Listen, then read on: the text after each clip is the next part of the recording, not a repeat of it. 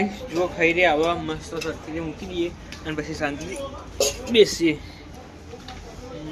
જો 11:14 થઈ છે. જો ગાઈસ તમને આજે જે પેલા બા હતા ને એ બા બચારો દિલ્હી હવે આપણે જો આવતો હોય મીન્સ કે અહીંયા આવશે તો હું તમને દેખાડું. હજુ આવશે એટલે તમને દેખાડું. આવીને બેસે ચાવા પીશે.